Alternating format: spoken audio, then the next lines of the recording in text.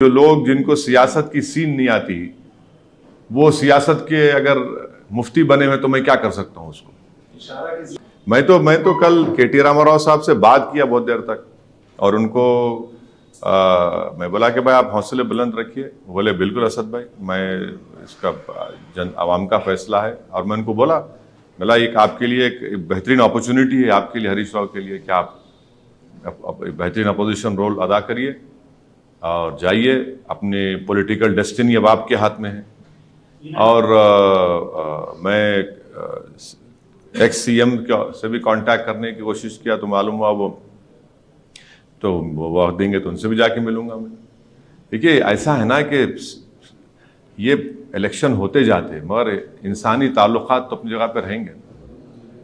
कांग्रेस में आपके पुराने दोस्त है, अभी ये भी कहा जा रहा है कि अगर वक्त मिला, वक्त आने पर, मौका मिलने पर एमआईएम जो है कांग्रेस के साथ भी जो है कंधे से कंधा मिला सकती है।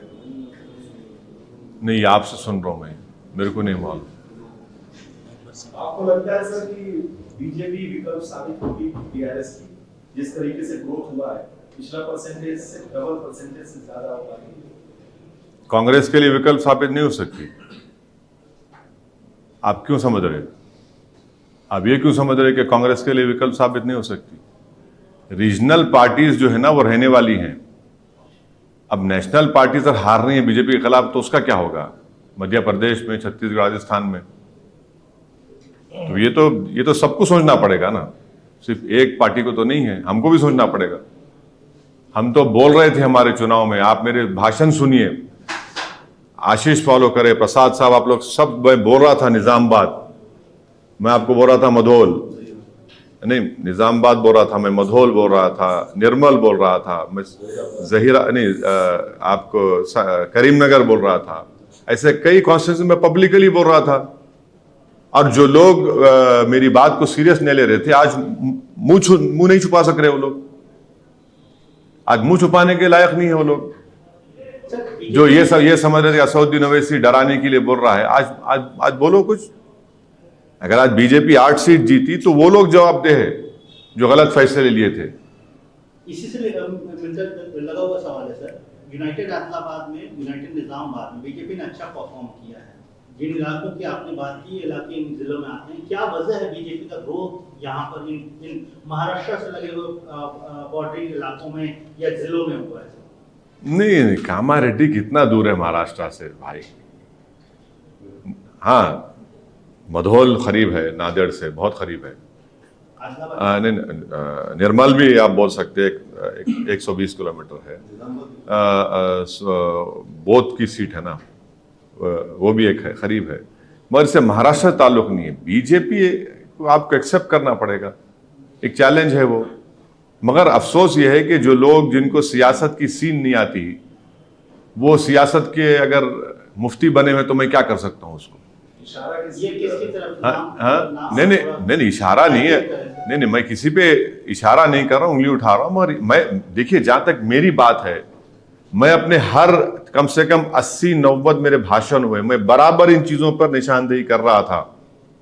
और लोग मेरे को फोन करके बोलते आप क्या बोल रहे हैं, क्यों बोल रहे हैं आप? अरे मतलब मेरे भाई साहब, मैं छोटा मोटा सियासतदान हूं, मुझे दिख रहा है। अगर आपको नहीं दिख रहा है तो मैं क्या करूं? यानी तेलंगाना में जो ग्रोथ है बीजेपी का, उसके लिए आप कांग्रेस को जिम्मेदार मानते हैं?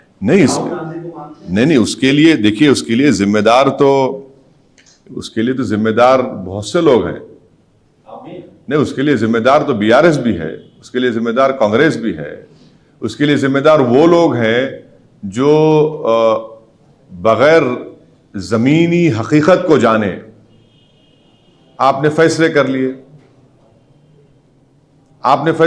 मैं तो पुकार कर कह रहा था कि देखो, ये चुनाव जो हो रहा है, 5 साल के बाद क्या होगा उसको सामने रखकर फैसला लो। मैं तो बोल रहा था बात ये, और मैं कोशिशें भी किया। मैं तो यही कह रहा था कि ये जो असेंबली का चुनाव जो है, उसके दूर दराज नतीजे खुदा ना खास्ता ना निकले 5 साल के बाद।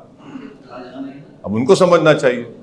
सर, जो कांग्रेस ने मीम चलाया, एक कांग्रेस ने जो मीम चलाया। अरे भाई, बात मत करो भाई, अरे हटो ना तौफीक। छोड़ दो मुरुगन, ठहरो।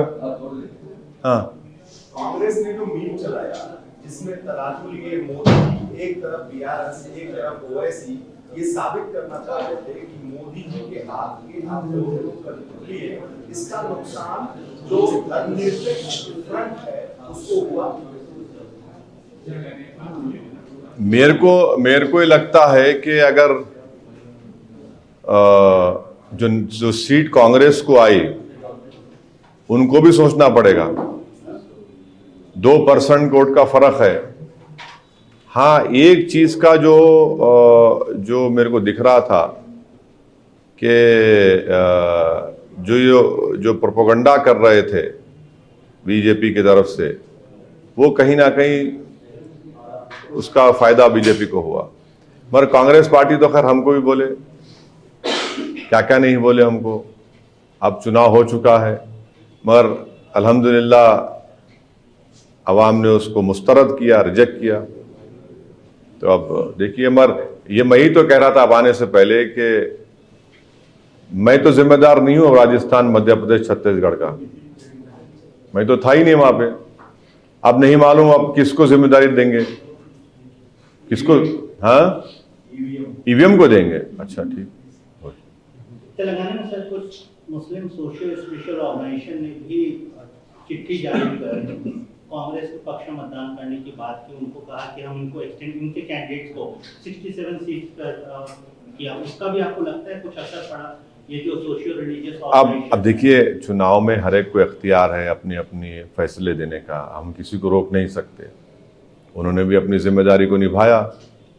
सवाल आपने मुझसे किया था कि बीजेपी जो जीती है, मैं ये उस पर अपनी राय ये दिया हूं, मगर हम किसी को रोक नहीं सकते कि आप किसी की तायद करें ना करें, उनका इख्तियार है।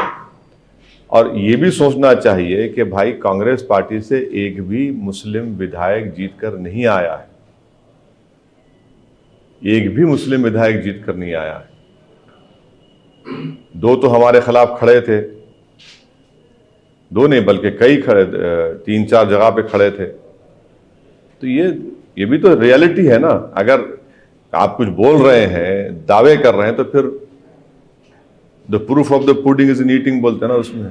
लेकिन सर ये भी तो सही है, ऑलमोस्ट 13% वोट शेयर है माइनॉरिटी, मुस्लिम माइनॉरिटी का यहाँ पे। बीआरएस ने 3 लोगों को टिकट दिया, कांग्रेस ने 6 लोगों को टिकट दिया, उसमें से जीतकर कांग्रेस जैसा कि कोई भी नहीं आ पा रहा है।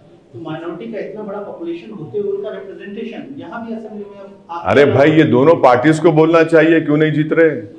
असदुद्दीन ओवैसी क्यों बोलेगा? ये इन दोनों पार्टीज को बोलना चाहिए ना, चाहे बीआरएस हो चाहे आपके कांग्रेस हो, ये उनको बोलना चाहिए। आप बताइए, जब हर कास्ट का आदमी जीत सकता है, रेड्डी कम्युनिटी 5% है तेलंगाना में, कितने एमएलए जीत कर आए भाई उनके? 43। दोनों पार्टीज में देख लो आप, दोनों पार्टीज को मिला लो आप दोनों पार्टीज को मिला लो, देख लो आप। फिर मुनूर कापू है, पद्माशाली है, मुदिराज है, गंगापुर आपके गौड्स है, यादवाज है, इस पर कोई बात ही नहीं करते आप लोग। आपको पूछना चाहिए भाई, आप लोग इतना ऊपर ऊपर की बात करते, आप है ऊपर के मालूम मेरे को, मगर नीचे की भी बात करिए ना कभी।